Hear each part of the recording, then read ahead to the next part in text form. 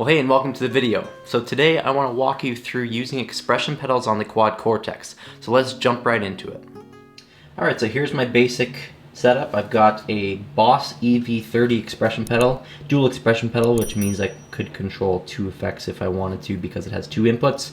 That's basically going into my Quad Cortex through expression pedal 1 with a standard TRS cable. You need to use a TRS cable. It won't work with a regular instrument cable, so there's a special one called a TRS cable. It's also known as like a stereo cable, and that will enable you to use an expression pedal in EXP1 or EXP2. Alright, so let's take a basic look. This is my preset, one of the ones that I've uploaded before. I'll leave a link for it in the description. It'll look a little bit different, but I'm going to walk you through how to set up an expression pedal with the Quad Cortex. So in my case, I use volume swells fairly often, so I generally have my expression pedal linked to a volume block or a gain block, and this is how I'm going to set that up. So I have one already, so I'm just going to get rid of it for the sake of the video. And right now my volume pedal, my expression pedal, does not do anything. As you can see, I was moving it there and it's not doing anything. So let's take a look at that now. So we're going to add a gain block, press on the grid, scroll down to utility, and then we're going to go to gain here. So now that puts that block in there, and we're going to go into the block and assign it to our expression pedal. So we're going to hit the three dots here, assign expression pedal, and because I only have something in expression pedal 1, that's the one I'm going to use. If you have it set up differently, you can obviously tailor it differently. So on this menu, we want to pay attention to our min and max ranges. So because I want to use the expression for volume and not pan, I'm just going to hit assign on level. So that's assigned, and our min and max ranges are important to pay attention to. So right now, when my expression pedal is completely toe down, I'm giving everything else in the chain a 12 dB boost of signal. So we obviously don't want that. It's going to make for very overdriven and a not pleasant sound. It's not going to sound good because you're basically clipping all of the blocks after the gain block that we just put in. So we're going to tweak that, and we're going to go to 50%. 50% or around there anyway, but that'll basically give us quote-unquote unity into the rest of the pedals that we have after the gain block. So now this menu we're finished with for the basic volume. We're going to hit the check mark, and we can see I'm toe down right now, and I'm backing off to heel down. And that is completely off there. You can see no signal.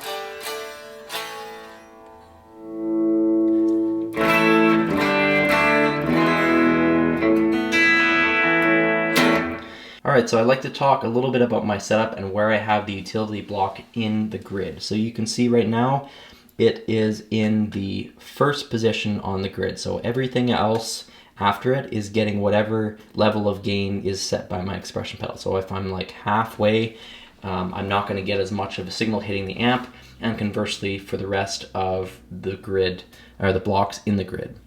So this position is useful if you're trying to do swells and you want your delay and reverb trails or tails to be heard after you stop or after you begin swelling and you're backing off the level of the guitar.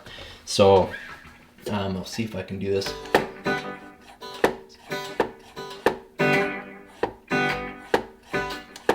So you can hear kind of, sorry, it's a rough example because I'm using my hands, but you can hear kind of, even though I was going heel down on the pedal, I'm still getting those tails.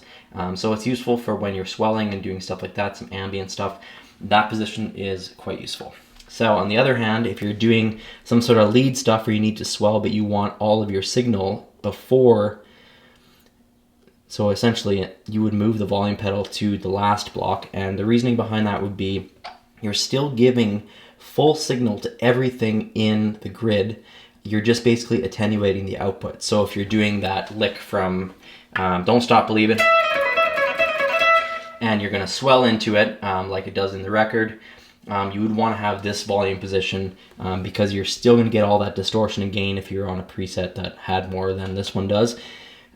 And that would allow you to continue swelling, and it would sound more authentic to the record. So users of the Kemper Profiler might be familiar with a feature called Morphing, And while the Quad Cortex doesn't exactly allow you to do that in quite the same intuitive way as the Kemper does, you are kind of able to do it. So if I wanted to morph some parameters in my amplifier, for example, I can click on my amplifier, I can go to assign expression pedal 1, and then I can assign my expression pedal to control various things at the same time. So if I wanted to do a volume boost, and maybe I want to adjust my mid at the same time, let's just talk about volume for a second. So my max range, again, 50% is going to give you that going up to 1.6 or whatever the current setting is, and then you can obviously add from there. So if I wanted at 60%, that's going to change my volume,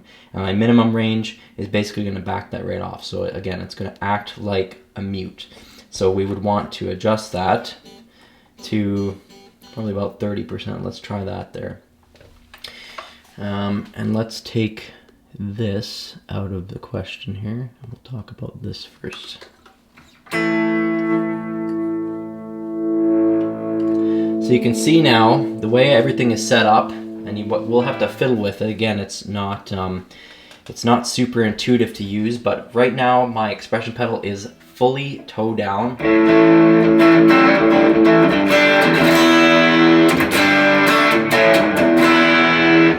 And then if I went fully heel down, I basically have rolled off all of my mids and my volume is at 3.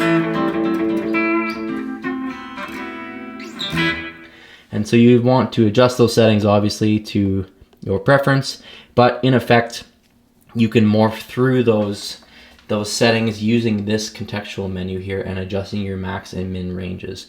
So to be completely honest, this is not something that I have really fiddled around with. I don't find it very intuitive. But again, you could assign it potentially to like the volume for your amplifier, and then you could assign it to like the gain on your overdrive pedal or something like that. So you could increase gain at the same time as volume if you want to do a solo boost. So that's kind of a way of getting a fake morph mode, if you will. So there's another feature that's talked about in the Quad Cortex manual, and that is expression bypass. So basically what that allows you to do is engage and bypass device blocks automatically. So just using my basic preset here, if I click on my delay and I want to bypass this after certain conditions have been met, I'm just going to quickly assign that. So 3 dots, assign expression pedal, expression 1, connect. Now in this particular menu there is no option for bypass, so that's why you go to page 2, and as you can see I assigned it already, so I'm just going to walk you through what all these mean here. So first we'll talk about a switch on or bypass on. Basically what that means, if you're doing a heel toe, you're going to heel down the expression pedal to bypass the block. Pretty simple. If you wanted to go toe down to bypass, you would go invert range. And essentially, as you can see, because my effect is, or my expression pedal is heel down right now, it has already turned that off. And if I go to toe down, it has turned that on. And conversely there, if you turn that off, I'm fully toe down, and now I'm going heel down, and it's turned the expression, or the block back on. If you go to switch mode, now I don't have an expression pedal with a switch, so I can't really demonstrate this, but if you have the Mission Engineering expression pedal, you can use switch mode. Basically you use the toe switch to turn on and off the effect block. That's going to be a very popular one, especially if you're using wah and volume at the same time. You're going to want to use this option here, switch. And the third option here is called stop. So basically after a period of time, if you were playing a song where you had wah assigned to the expression pedal, and you were basically working the expression pedal quite often to get that wah effect, basically this option would allow you to, as soon as you take your foot off the expression pedal after a period of 600 milliseconds in this case, it would bypass that that block for you. So I'm working the expression pedal, stopped, and now the block has been bypassed. Obviously the invert range we talked about briefly with the heel toe, but essentially all that does is reverses whether you have the heel toe or the heel or the toe as the engage for the bypass. Latch emulation they show here. Essentially what that is it modifies the momentary toe switch behavior to emulate a latching response. So instead of you click down and for example, you turn the wah off, basically when you press and hold that toe switch, that's going to be when everything is enabled. So it's basically a momentary toggle. I think for that one though, you do need to have a toe switch that is able to be momentary. So if you have the Mission Engineering expression pedal, for example, you can't use that as a momentary switch as far as I'm aware. I could be wrong, but I'm pretty sure about that. So there's another feature. If you use the same parameters for a lot of different presets, you can actually set those parameters as default. So if I take a look at my gain block, I'll just re-enable that. So that's for my volume, remember. If I wanted to basically set this as a default, so my min and max values, my min is at 0, my max range is at 50%, I could set that as default. I just go to the menu here and go to set parameters as default, and that would basically save those. So when you add in that expression pedal, it's going to remember these as default on the specific block. Okay, so let's talk briefly if you wanted to add wah and volume to the same preset and how you would do that. Now, as I mentioned before, my expression pedal does not have a toe switch, so I can't benefit from being able to turn the wah on and the volume block off by just using the toe switch. So in this case, what I would do is, again, here is my volume, my gain block. And if I just wanted to add a wah, let's just add it here, for example, and we'll just add the basic wah. Now, all I'm gonna have to do in this case is assign my wah to a foot switch. So in this case, I am going to unassign whatever it pre-assigned, and I'm gonna assign it to D. So I think D is also controlling my guitar cab, so I'm going to quickly get rid of that by pressing on here and go unassign, because I want to use D to turn my wah on and off, as you can see. So now the problem is I still have my volume block that's activated all the time.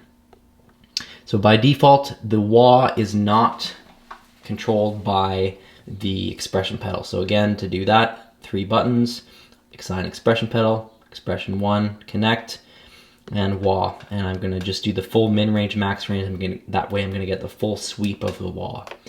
So here you can see heel down, and because it's being controlled by my volume as well, that's why you have no signal. And then my full toe down is gonna give me the full sweep of the wah. So in order to control these two kind of independently, so to speak, I'm also gonna assign my gain block to that same foot switch. So assign foot switch, D. So now when one is on, the other should be off. So right now both are on. If I hit D, both are off. That's a problem.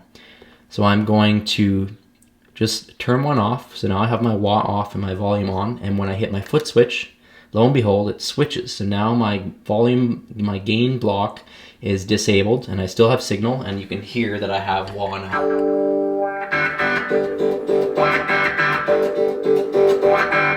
And if I hit this, again, my wah is gone, and I just have my volume being controlled by the expression pedal.